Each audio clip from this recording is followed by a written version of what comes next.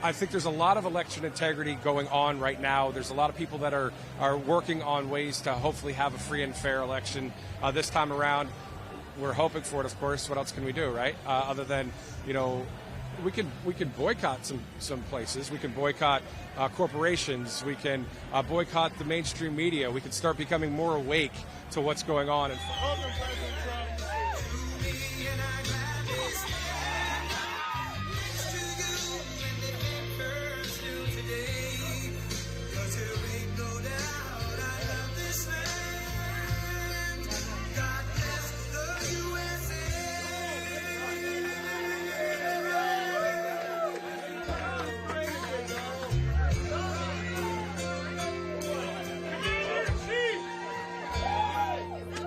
From the lakes of Minnesota to the hills of Tennessee, across the plains of Texas, from sea to shining sea, from Detroit down to Houston, and New York to LA, where there's pride in every American heart, and it's time we stand and say,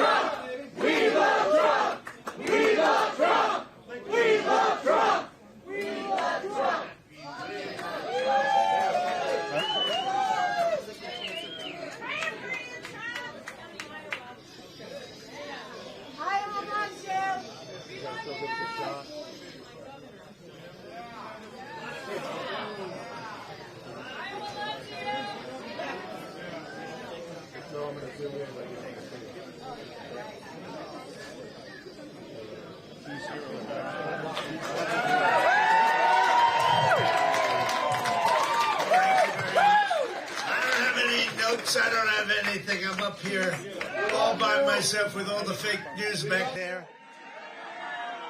And you know, if you make a little mistake, do you think Biden would get up here without notes?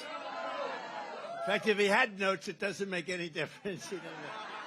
Anyway, so I just want to thank you all. This is incredible. These are our friends. These are the people that are going to really help us on that very special evening coming up in 45 days, right? 45 days.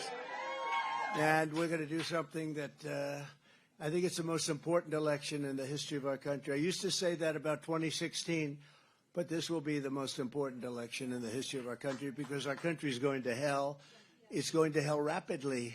It's not taking long. In fact, it's hard to say this because it's such a negative thought, but 1 year is a very long time. We're actually now even a little less than a year, but that's a very long time. The kind of destruction that they've been doing to our country is just not acceptable. It's not acceptable. They're destroying America. They're destroying our land, our everything. Anything having to do with us, they're destroying. Open borders, high interest rates, high taxes. And nobody's ever seen anything like that. The Afghanistan surrender, what they did there. People forget, the fake news doesn't like talking about that because it's negative. They only want to talk about positive, but they can't find anything to talk about because there is no positive. There hasn't been a positive thing happen in this administration since it came about with a rigged election 3 years ago. There hasn't been a positive thing. If you look back and you want to try and figure out what's gone on, there hasn't been one positive thing, I don't think, that's happened to our country. And I have to tell you, Jimmy Carter, as you know, our First Lady went to the funeral of Rosalind Carter. It was a beautiful event, by the way, and everybody was very nice, really nice. But Jimmy Carter is in his latter years, 99. In his latter years, he's got to be a happy man because his administration was brilliant compared to what we have now. Brilliant. If you look at his administration, he's considered now a brilliant president by comparison to what we have now. Look, if you took and you could look at it anyway, I used to say if you took the 5 worst presidents, I could probably say a lot more than that, like 15, 20, but let's be conservative. Let's say 10. If you took the 10 worst presidents in the history of our country and added them together, they would not have done the destruction to our country as this man and this group of people have done, because it's not just this man. This is far beyond this man. I don't know if this man knows what's happening, but there's a group of people that have done great damage to our country, and we have to win. This is the most important. We have to win. We have to get out, and we have to initially caucus. I think we're in good shape with the sanctimonious. He seems to be dropping like a very, very sick bird into the ground, slowly into the ground. I took it personally because I got him elected. He was dead as a doornail. Now he likes to say, well, I'm not sure if it was that. Let me tell you, he was down by like 40 points. The nomination process was moving along rapidly. He had the primary. He had no chance. The Secretary of Agriculture was up. His name was Adam Putnam. Respected guy, good guy, but I didn't know him. And Ron came to see me begging for an endorsement. I said, Ron, you're dead. You don't have a chance. You're a dead man. If Abraham Lincoln came back from the dead, if George Washington and Lincoln teamed up together and endorsed you, they couldn't do it. He said, sir, the people of Florida love you. They love you. And I believe that if you'd endorse me, I could win. I said, you're at 3. He's at, 40 or something, right? And it was a short time. And I said, he fought for me along with a lot of other congressmen and senators, but he didn't fight like a Jim Jordan or like other people. He fought. But he fought. I mean, at least he fought. He was a live body. And based on that, that was impeachment hoax number 1 and impeachment hoax number 2. So I said, why not? I don't know the other gentleman, Adam Putnam. I'd ever met him. So I said, let's give it a shot, Ron. Let's see. So I endorsed him, and he went like a rocket ship. And he won. And then I had to get him through a general election. He was dying on the general election. We had to do it all over again. We held 2 or 3 rallies for him. The rallies had massive crowds, biggest crowds people have seen in years. Nobody's ever seen rallies like this. Today's not a rally. This is our little friends. And then we're going to another stop about is somebody going to be there too? Are you going to be there too? That's pretty good. That's pretty good. But we're going to a second stop, and then we go back, and then we're coming again next week. And then around January, we'll be coming, and we'll be blitzing this beautiful place. that I've helped, that I've helped so much with ethanol, right? You know, DeSantis was opposed to ethanol, you know that, and now I guess, I don't know, I have no idea, I'm not sure, but probably he's in favor of it now. But one thing you'll learn about a politician, when they're against something, that's where they always go, and they'll switch for elections. But so the bottom line is I endorsed him, he won, and then I got him through the second one, and he won by 2 points.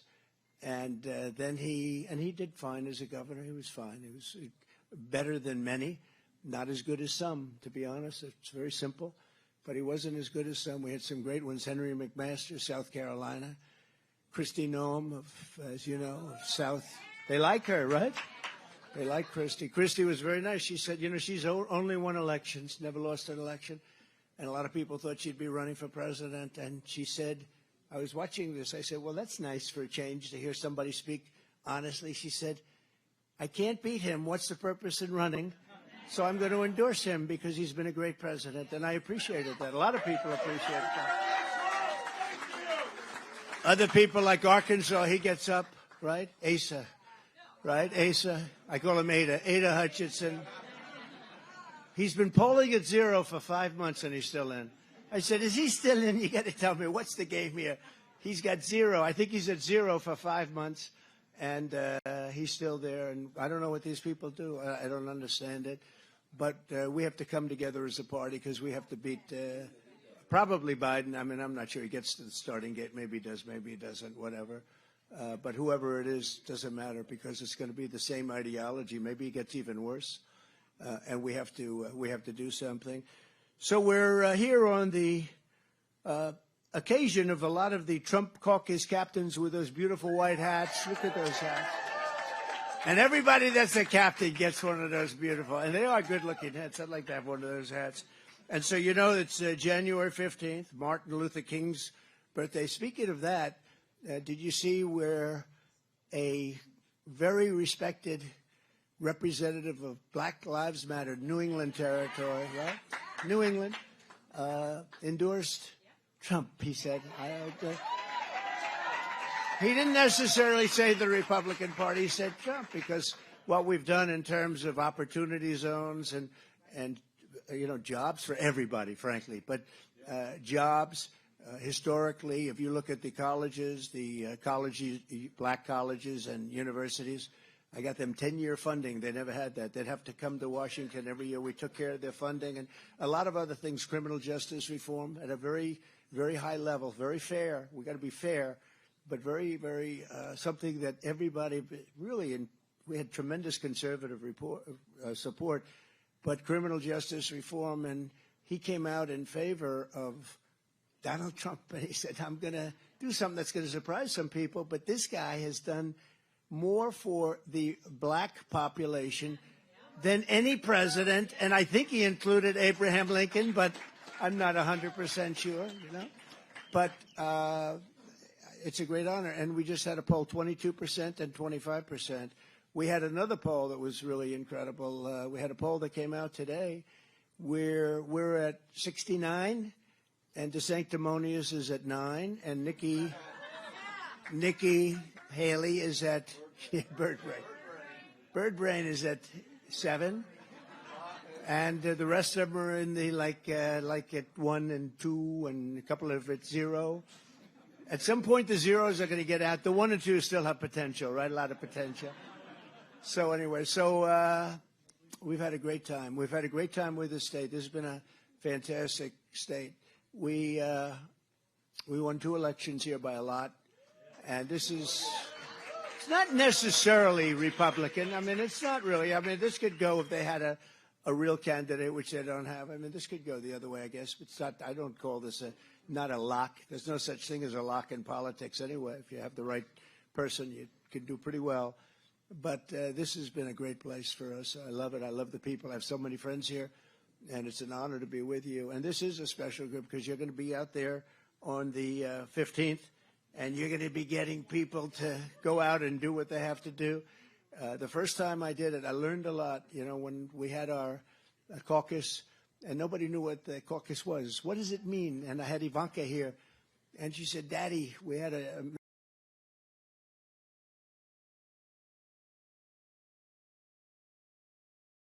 man that didn't quite do that like it was the greatest. And I came in primary. We have the best team. And we came in second of the about it because we should have minor defeat, but I learned a lot because we then went to New Hampshire, we won big, and we went to South Carolina, we won big. They said, no, you won't win because that's the military and that's Bush. I said, no, I think the military is Trump. And we won. And we won big.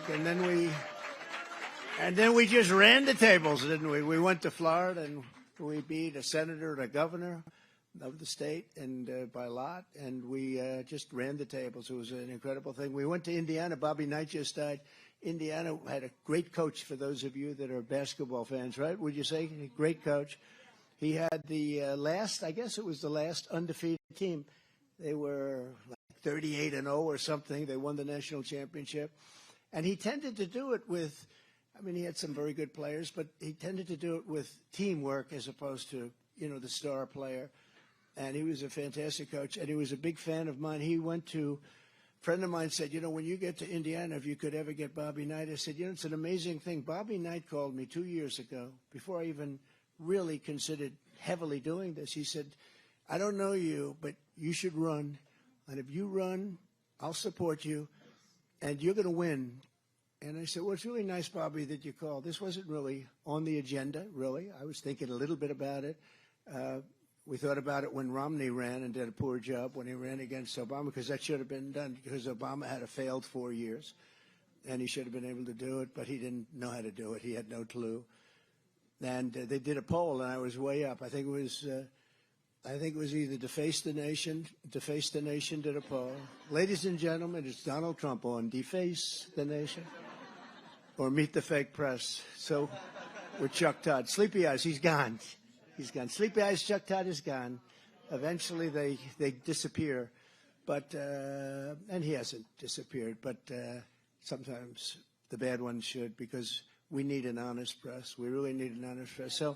So we looked at it then, and then we looked at it. But Bobby Knight called me, and it was an amazing thing. I have a lot of papers on my desk, tremendous amount of stuff. I do a lot of things. You know, I'm running a business, and I'm thinking about this. And even when I was doing this, I was running a business. And so what happened is, giving you serious thoughts. So Bobby Knight called. He said, you just call me back at this number. And I had his number. I wrote it down. And I put it in, it's just almost like from God. So I put it in a stack of paper that was 1.5 feet, 2 feet high on the left of my desk. And I had another stack and another. I had 3 big stacks of paper, thousands of pages. And we were now coming to Indiana. We were doing great. We were doing great here. We were doing great everywhere. But we were on the march. And I came from, somebody that a lot of people said, he's just doing this for fun. I said, you call this fun? You think I'm having fun? You get indicted every week for nothing. Ladies and gentlemen, Al Capone Al Capone got indicted once. They got me 4 times because I protested an election. I protested election, and they indict you. These people are sick, and they're bad. But so I'm sitting at the desk, and a friend of mine's there, and he said, and he knew something about Indiana. He said, if you could ever get, now this was 2 years ago that Bobby called. He said, if you could ever get Bobby Knight, the great basketball coach of Indiana, great coach, rough guy though, rough, tough guy. If you could ever get him, Indiana would be guaranteed. I said, it's funny that you mentioned, because 2 years ago I got a call from him, and I didn't even know if it was really him, but it was him. They said, sir, do you know a man named Bobby Knight? I said, no, but there's a coach named Bobby Knight. Maybe it's him. Well, I think that's what it is. So I picked up, and I immediately recognized it. He goes, Trump, this is Bobby Knight. I said, that's Bobby Knight. There's no doubt about it. But he gave me the number, and my friend said, Bobby Knight. I said, tell you, let's take a look, because I put the number over here. Now, thousands of pages. And I went to the middle stack. It was amazing. And I just pulled up a whole pile put it over here, and looked at the top, and there was Bobby Knight's phone number. Is that incredible? No, I mean, that's God. It's God. You're right. No, I just, with thousands, what are the odds of doing that? And I'll never forget it. I'll actually never forget it. So I immediately called him, and he goes, I've been waiting for your call. He said, let's go. And we actually, we went to Indiana, and we had the big basketball arena where he was coach and had such an incredible career, actually an incredible career. They treated him a little badly when he threw the chair. He was a slightly volatile guy. He threw a chair across the arena. That chair was moving pretty fast, right? And some foolish person, they were going for a great season that turned out once he left, that was the end of that season because he was such a great coach. But so he had a chip on his shoulder, and I think he hadn't been back. He went to Texas Tech. I think he hadn't been back there for years, did very well at Texas Tech. He's going to do well anywhere. And it's the first time he came back to Indiana. He was angry with Indiana, and he came back for me. And we did a rally, and it was an unbelievable. Everybody was crying in the audience. We had maybe 18 or 20,000 people in this incredible arena, and everybody was crying. He was even a little bit crying. He hasn't cried in a long time, but I didn't know that. It was a reunion. I was told that when I was going there. They said, it's a big deal because Bobby hasn't been back in years because of his, his feelings were hurt. And he went back and he said, this guy is the guy. And he gave a pep talk. In fact, he talked for a while and he introduced me and the place went crazy. And then he went off the stage. Everyone went wild. And I started speaking. And about 10 minutes later, he walks back on. I said, that's strange. What's Bobby doing? It's a big arena and everything's very formal. And I see him walking back. And he says, do you mind if I say a few more words? I said, go ahead, Bobby. So I moved on. Not exactly the way you would imagine, but I said, whatever it may be. And he said, listen, here's the story. If we have problems, this is the only guy that's willing to bomb the hell out of the enemy. He'll bomb them at a level that nobody's ever seen before. And that's all I have to say. That's it. And he walks off. I said, man. And when he said it, I said, I think I'm going to get in big trouble for that comment. But anyway, he was a great guy, and so we won Indiana big, tremendously, and we just ran the table. And then we had 2016, and it was the greatest, probably the most exciting night in the history of politics in this country. And then we did even better in 2020, got millions and millions more votes, and the election was rigged. It was a rigged election.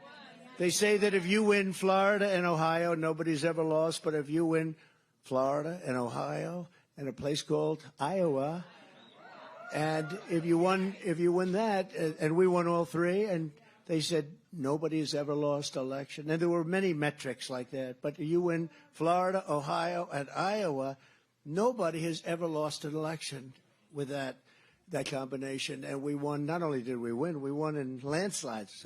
Ohio was great, Florida was great, and Iowa was great. And but we're not going to let that happen. We're not going to let that happen again. We can't. We cannot let that happen again. So I just want to say to you that I appreciate you being here. You're very important. That's why I came here first. Very important because you're the ones that are going to make sure that everybody gets treated beautifully. It's so different than a regular election. It's the caucus is a big deal, but it's so different than the regular election. You'll be greeting people and talking to people, and they'll ask you questions, most of which they know the answers to before they ask the question, right? But you'll do a great job, and I think we're gonna come out and we're gonna do something that, frankly, I believe it's the most important. But I think it's going to be one of the biggest political events anywhere in the world. And we're having some of them in Argentina. As you know, you saw what happened. He ran as Trump. It was Trump. Make Argentina great again. It was perfect. MAGA. He had a MAGA agenda because it's a conservative agenda. And it's not that we're conservative. We're common sense people. It's not a question. People say, are you conservative? Yeah. I'm of common sense. We need borders. We had the strongest border in the history of our country. Now we have the weakest border, I believe, in the history of the world. In the history of the world, because there's never been any country, a third world country, wouldn't allow people to come. And they're coming in from mental institutions. They're coming in from all over the world. They're coming in from jails and prisons. There's a slight difference between the two. One's rougher than the other. They're coming in from mental institutions, but they're coming in from insane asylums. They're dumping everybody into our country from all over the world. Last week they caught numerous people coming in from the Congo. They're coming in from Africa. They're coming in from China at large levels from China. You see 26,000 people from China, all young males, okay? So what's going on with that? 26,000 people just was reported over a short period of time. This isn't a long period of time. So what are we, building a little army in our country? And we have a guy named Biden who's grossly incompetent. He's corrupt, but he's also incompetent. And, you know, I never used to speak about him like that.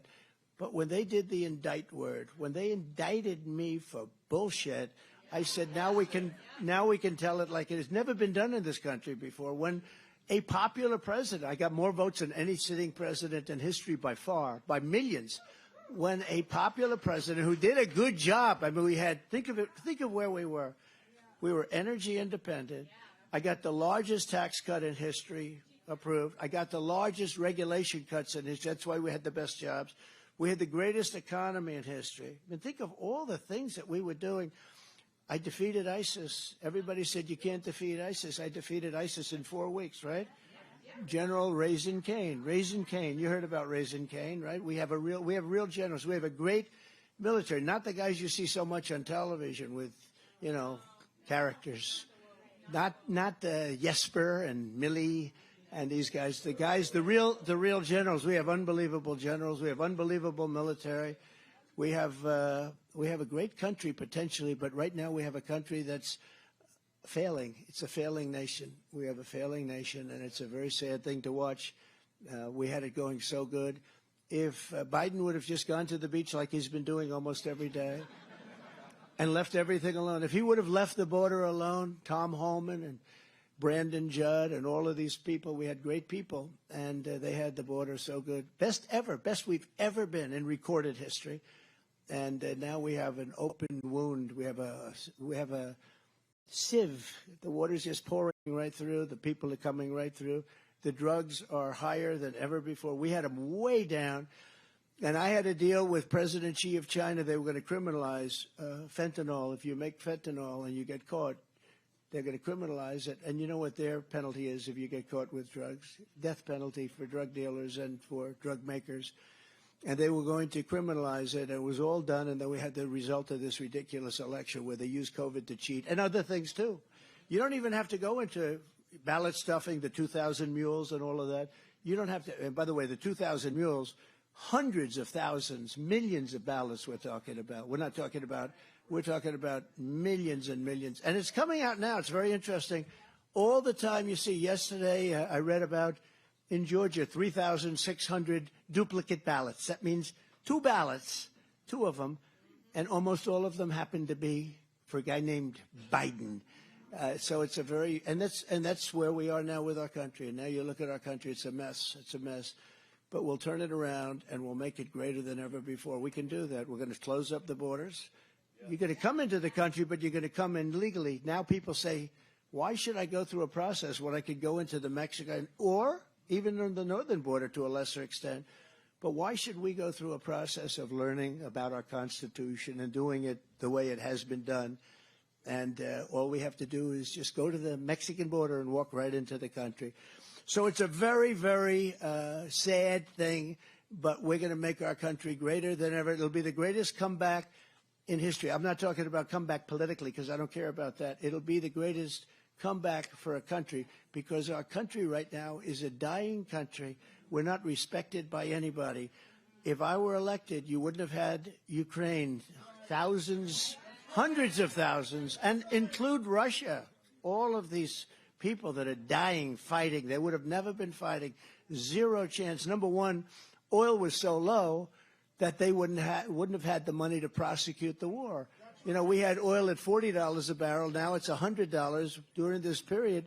And, you know, Russia can proudly say or unproudly say that there's never been a thing like this where a country is making a lot of money by fighting a war.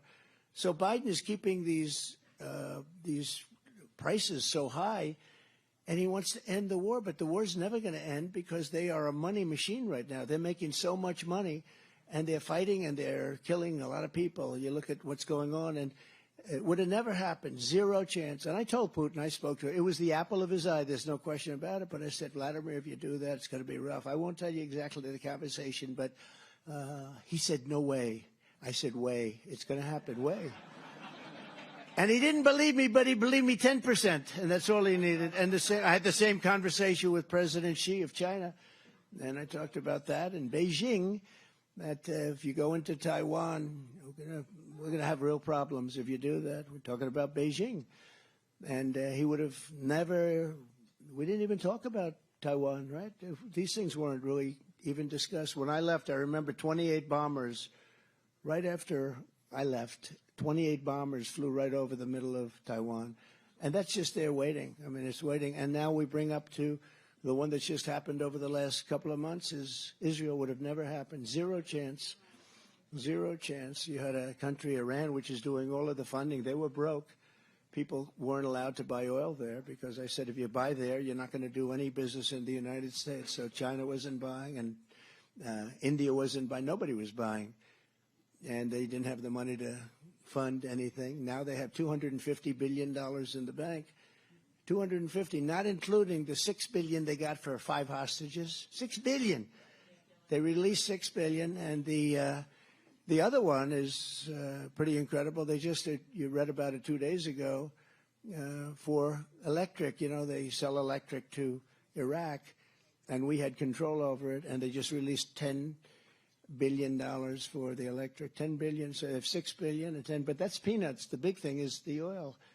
And they released all of our sanctions, all of the things that we had going where we would have had a deal. I think we would have had a deal with Iran within 2 weeks of the election, had the election been an honest, not rigged election.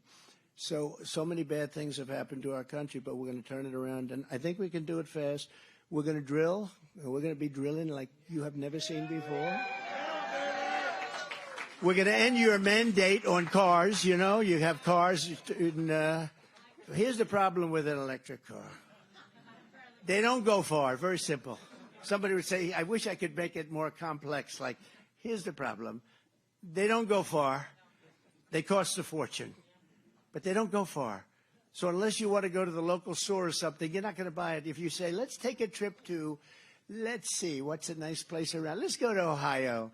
Let's say, yeah, let's go down to Florida. No, you'd have to make 30 stops, right? You don't want to go to Florida. Too many stops. But, you know, you have to make all these stops. They take a long time. The whole thing is ridiculous. It's almost like, and, you know, the new one is they want to make army tanks. They want to do the army tank thing. You know about that. They want to make army tanks all electric. Do you believe? We have the greatest tanks in the world. And we do the best tanks. We do the best submarines. We do a lot of the best things. But we make the greatest army tanks. They want to make them electric. Now, think of this. They have the same problem. They don't go far, right? They don't go far. So you're in the middle of the desert. You say, you know, we're running low on electric. Do they have a charger around anybody? They're charging? The other thing, batteries are very big. They're very big, very heavy. So you'd have to have the army tank pulling a battery probably and a truck behind it. So you're pulling a battery. That wouldn't look too cool. But what do we do? So we want to have nice, clean emissions so that the country that we're blowing to hell is not hurt environmentally. Now, it's the same thing with planes. They want jet fighters. They want you to use a certain type of biofuel that, and it's a fuel that is 15% less efficient for the plane. So think of it. You're a pilot. You got this really incredible weapon, and now you're expected to use a plane that's 15% less. So here's the difference. 15% less in having the full. The difference is, one, you get blown out of the air and you don't have a chance. The other one is they don't have a chance against you. But they want to do that so that we protect the environment over the country that we're bombing the hell out of. Isn't it just, are these people crazy? They also want to go to all electric boats. You know, I was in South Carolina, a really great boat company, a boat manufacturer. And I said, so what's the big problem? Well, sir, they want us to start thinking about going all electric boats. I said, wouldn't that be very heavy? He said, heavy? The whole boat's going to be a battery. And I actually brought up a thing. I said, so if your boat sinks, do you get electrocuted when it goes down? He said, you know, nobody's ever asked that question. I said, if I'm going down in a boat and there's a shark 10 yards away or I'm going to get electrocuted, could that happen? He said it could. I said, well, you know what? If it's true, I think I'll take the electrocution because I'm not going near that shark. But they are talking about things like that. These people are crazy. These people are crazy. They want to make all electric trucks, the big 18-wheelers, the biggest trucks. And she says, wait, oh, you drive. Can you imagine? So if you go to like a Peterbilt or one of these great truck companies, and if you have a truck, big one, they can go 2,000 miles on a big tank of diesel. An electric truck, big one, will go 300 miles. So that means you're stopping 6 or 7 times. You talk about supply chain problems. You're going to stop 6 or 7 times. And the load, it's not as good. It's not as... The whole thing is a disaster. And I met with trucking companies. They say, we tell them this. A child would understand it in 5 minutes, and they wouldn't do it. We tell them this, and it has no impact. You drive a truck? What kind of a truck is it? What? I drive a school bus, too. And how do you find it from the standpoint of the electric? It's ridiculous. We have 2 battery-operated school buses in Cedar Rapids. Right. Really good for 3 years. So she has 2 buses that are operated by electric, by battery, and they're good. In other words, Really good for 3 years. that's because the battery is no good, right? And that's about 90% of the cost. Yeah. And the other ones you could keep them going forever, right? Absolutely. We've got buses from 2009, But see, at least a school bus, you'll have a shorter day or shorter this and that and shorter stuff. No, I drove a dump truck. You couldn't do that in town. You can't do it. No. Your loads. As a truck driver, you're going to be screwed out on the road. Well, no, you're going to be getting your battery charged. And this is a truck driver. You don't look like a truck driver to me, I'll tell you. That's one hell of a truck driver.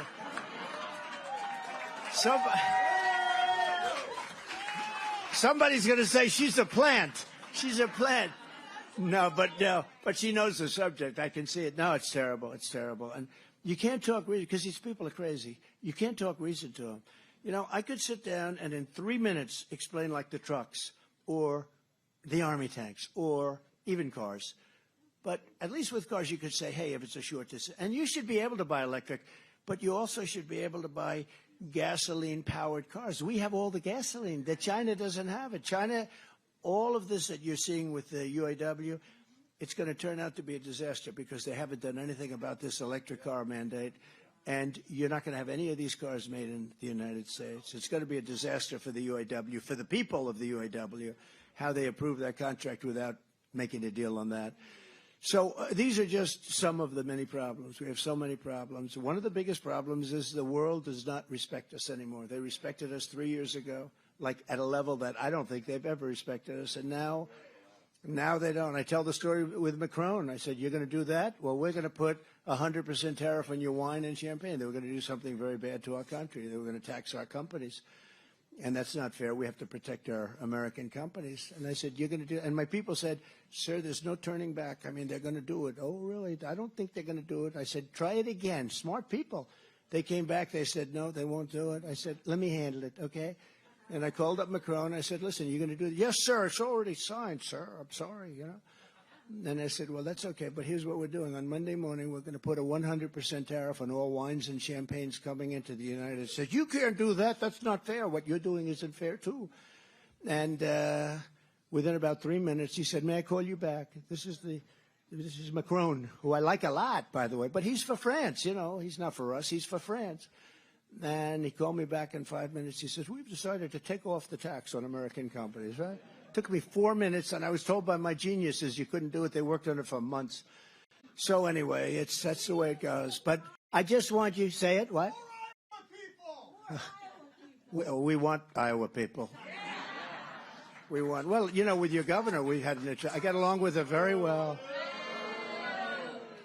I got along with her very well. I mean, I helped her a lot because I took, as you know, a great governor, Terry Branstad, and I made him the ambassador to China. He told me an amazing story, and that's why, long before I was coming, I was in Iowa making a speech, and he said, could you ease up in China a little bit? I said, why? He said, because I'm very friendly with the president of China. I said, how would you know the president of China? He said, when I was selling corn, he was the buyer. He was representing, and he came home like 40 years ago. He told me this story. It was amazing. And I remembered, and I said, how would you like to be ambassador to China, right? But I said, Terry, let me ask you, why would you know him? He said, because we got to be friendly. He was a buyer of corn. And, you know, Terry was a very successful seller for the state. And I remember the story, and it was pretty amazing. And he said to me that he went back home and he told his wife, he said, I met the most capable person, and I believe he's going to be a president of China someday. That was 40 years before. And lo and behold, so when I became president, I took him out. I said, you just set the record. You know, he's the longest serving governor in the history of the country, not just of the state, but of all states, 24 years or something like that. I said, you've broken the record. How about doing the following? Why don't you become ambassador to China? You'll be friendly with President Xi. That makes sense to me and all that. And he did. He did a very good job. But because of that, Kim Reynolds was the lieutenant governor. She became governor, and that was fine with me. Then an election was coming up. And generally speaking, when people get put into a position like that, they lose in politics for whatever reason.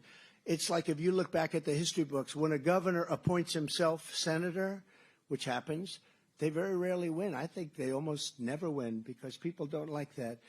But she was, now she was the governor and doing nicely. She was doing fine, you know. It was not that difficult. This state is not that difficult. And it's a great state with great people. But she became the governor, and then she called me. She had a big problem. She was running against a very wealthy man, I believe a farmer, handsome man, they said. Handsome, good-looking, wealthy, had everything, Democrat, and he was way up in the polls, and he was going to win. And I came in, I did a big rally, I did a big endorsement of her, I fought like hell, and she ended up winning, right? Yeah. And then the second time was much easier, but I also kept you in the position of first. You were first in the nation, which I didn't have to do. So I did all these things, and then I spoke to Kim about 4 or 5 months ago, whatever. And she said, I'd like to remain neutral. I said, I'd like to remain neutral too. I didn't have to come here and do rallies for you. And she said, what do you mean? Well, because we're first in the nation, I'd like to remain neutral. I said, I'm the one that kept you first in the nation. She said, well, it's, because of that, though, I'd like to remain neutral. I'd like to be able to go and really politic and work with all of the candidates. I said, all of the candidates are running against me. That doesn't sound like so good. And it wasn't a quid pro quo, as they used to say in impeachment hoax #1, which there were none, except with them. They had the quid pro quo. They're the ones that cheated. We didn't cheat at all. But, she said, I think I'd like to be able to campaign with everybody. I said, so you're actually telling me that you want to be able to campaign with everybody because you're first in the nation. I'm the one that made you first in the nation, and I would have done it anyway, but I would have done it anyway. And I said, all right, that's a very shocking thing, but you don't have to have it. I wouldn't, she's not here. I wouldn't have her here. So that's the way it is. So then she goes, and I read where she's going to support Ron DeSanctimonious, who's like 50 points, who in the nation is like 50 points down and very substantially down here. And people have found out he's got no personality, et cetera, et cetera. And, when after all the things I did, then he said, essentially, he said, I have no comment. Are you going to run against the president? He said, I have no comment. When he says he has no comment, that means he's running. So I said, if you're running, oh, he's running. And my people, these geniuses all over the room, they said, sir, you shouldn't hit him. He's a Republican. I said, I don't care if he's a Republican. And we hit him rather hard. And he went down. He went down like all the others. So he went down, and it was one of those things. But she said she's going to endorse him because he worked very hard. Now, how do you endorse somebody that's 40 or 50 points down? There's got to be something there. So I'm not. Now, I can only tell you this, and I have nothing. I mean, that was her choice to do this. But I believe in loyalty. I didn't say I'm going to do this. I don't care if she endorses me or not. It's not going to make any difference because the only endorsement that matters is a Trump endorsement. I hate to say it. But when somebody does that, that's a lack of loyalty. And my people all told me, sir, don't bring up a story like that, because I'm just doing this now because we're all working for the same thing. We want to win this election. We're going to take back our country. But they said, sir, people don't care about loyalty. I said, I think they do. And I've been right, because here's what happened. 6, 7 months ago, she was the most popular governor in the country. Do you know where she is now? Last. She went from most popular governor in the country to the least popular, and he's right down at the bottom, too. So she went from the most, and I was even surprised to see this, but she went from the most popular governor in the nation to the least popular governor in the nation. Same chart, same poll, very respected, everything else. It's shocking. But look, I wish her well. I mean, to me, I got along with her great. I did a lot for your state with your, all your breakage, all your floods. You have so many floods I've never seen. I think you had record floods. We took care of Iowa better than any president ever, including the ethanol. But all of the problems that you were having with the heavy rain and the heavy falls and the breaking dams and everything else, we took care of everything. So you really like to be shown some support when that happens, right? I don't think that's abnormal. And I mean, she's supporting a guy that fought ethanol. He fought your Social Security. He fought Medicare. He wanted to raise Social Security up to 70, and he fought against Social Security. But he also fought ethanol, because that's very personal to you, and he fought it very hard. And he fought the farmers, the farm bills and everything else. I did just the opposite. By the way, with China, I got the farmers $28 billion from China. I went to Sonny Perdue, the Secretary of Agriculture, our secretary, they did a good job. I said, Sonny, the farmers in our country have been treated very badly by China. Most of you that are in the business know that. And I said, what kind of damage have they done over the last 4, 5, 6 years? And he came back the following day. He said, about $28 billion. I said, okay, China's going to pay him. And I took it out of the tariffs. I gave the farmers. Any farmer here get checks from me? Because, right? Yeah. A lot of jobs, too. Remember I said to everybody, because the farmers were very loyal, they stuck. I said, we're going to go through a nasty process with China. They're not going to want to buy. They're not going to, all of the different things. I said, we're going to go through this process. Just be loyal. We're going to win, but you have to stay loyal. And they were unbelievable. I watched, I think NBC Today Show, if you can believe it. I don't know what I was watching it for. But they interviewed a farmer, and he was having a hard time. During the administration, very beginning, he said, no, but President Trump is doing right. China stopped buying. And we made one of the greatest deals. But I don't talk about it because of COVID. I talk about USMCA, that's Mexico, Canada. I talk about the deal with Japan, the deal with South Korea. I don't even talk about the China deal, but China deal is probably the best of all. They have to buy $50 billion worth of our product. But I gave the farmers of our country $28 billion. And I said early on, because I knew we were going to win the negotiation, it wasn't even that tough, frankly, but nobody else did it. Bush didn't do it, and Obama didn't do it. Nobody cared. Nobody fought for the farmer. I fought for the farmer. But they didn't do it. I knew we were going to win, but I said, you got to remain tough. You got to remain solid. And they were so unbelievable. The farmers were so incredible. He said, President Trump is doing the right thing. I mean, we're hurting right now, but he's doing the right thing. We have to stick with him. And all of a sudden, the dam broke, and we made an unbelievable deal, and we gave you $28 billion. And I say, sometimes I say it a little bit flippant, and they say, please don't say that. Please, sir, my people, please. I say, listen, we're going to win Iowa. Well, how do you know, sir? Because I got him $28 billion for the farmers. I'll be flippant. I mean, maybe you'll have an upset. Who the hell else? Biden doesn't even know what a farmer is. Biden. Can you imagine Biden laying in bed at night, tossing and turning, thinking about how he's going to screw China for $28 billion for the farmers? I don't think he's going to be doing that, right? Sweating at night. No, he's a sound sleep. They gave him his milk and they put him to bed. He doesn't give it yet. So anyway, we did a great job for you, and I appreciate it. Listen, so we will caucus. Okay, thank you. I appreciate it. We got to do it.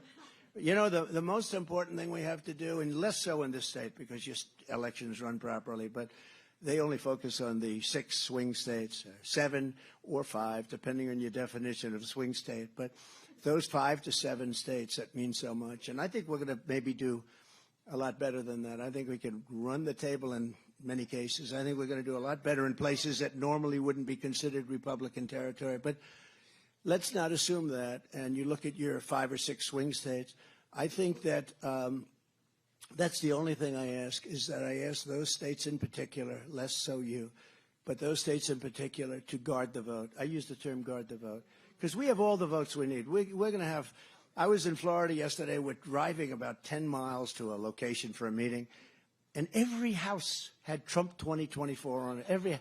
We have all the votes we need. What we have to do is guard the vote. We don't need. We have found, 1 million votes someplace. When I was watching Pennsylvania, it was so sad to see. We had that state. We were up by, I think, 700,000 votes with 73% of the vote, and all of a sudden it was tied. And it was so terrible what happened. You take a look at the states. So we have it all documented, too. I hope one of the great things about these, if the judge allows us, the judges, if somebody's got to allow this thing to be prosecuted, we want to show how we won the election, not for purposes of what we want to do is we want to win this one that's coming up, because it's a lot simpler. Think to the future. But you have to learn from history. If you don't learn from history, you're a fool. And we have to learn from history. So I hope that that's going to happen, because we have so much evidence. And everybody knows it, and they know it. The one thing they don't want to talk about is the election. They don't want to talk because they're guilty as hell. They cheated like hell. They know it. And you'll never find out all the ways. But we don't need all the ways because, it was, I think, 22,000 votes separated it.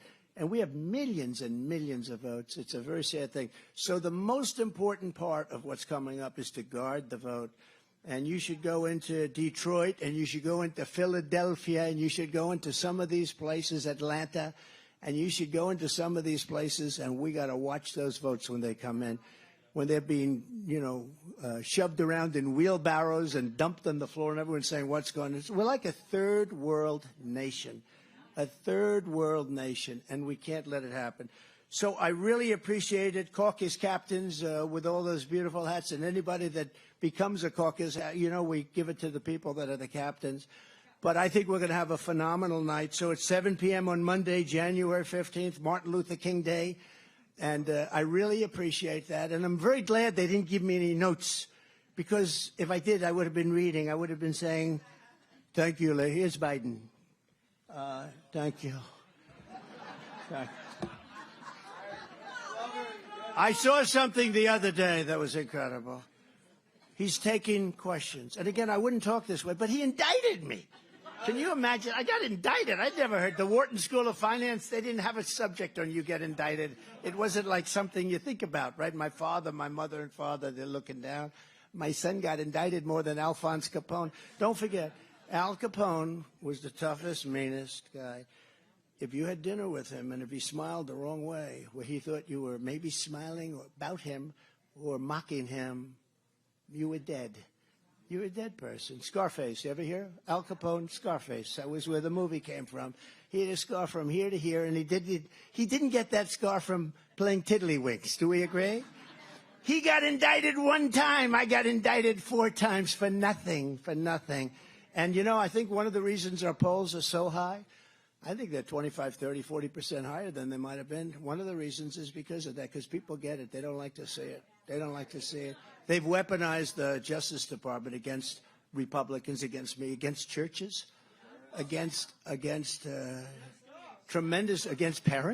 Against parents in favor of school boards that are run horribly. So I think what they did was a big mistake. I know that they had 2 other options, and they said, don't do it again. They're going to indict him into the White House. Don't do it again. So it's one of those things. But it's very sad for our country. When that happens, I think it's a very sad day for our country. So if you would work really hard, make sure that you're all working that night. Bring as many people as you can to vote, and do the caucus like nobody's ever done the caucus before. And we're going to win that, but we have to win the other. And I think that sends a really good signal. The more we win, they're going to see that signal for the November election, and we have to win. The one way you do win is you swamp them. If you swamp them, there's a point at which they can only cheat so much. They will cheat. They're going to try and cheat like hell. It's so sad to see. It's so sad to have to report. But if we swamp them, and part of swamping them is winning the primaries in record numbers, and I think we're going to do that. We seem to be doing it everywhere. We love you very much. Thank you very much. And remember that date. Remember that date. Thank you all very much. Thank you.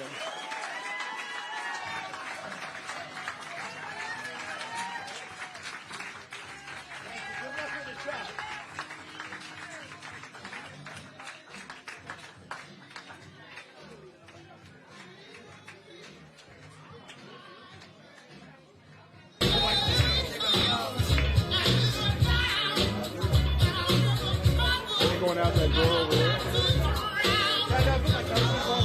Oh, wouldn't that be it? You going all right? That's a lot of standing, wasn't it? I feel you were both going. I would have tried to.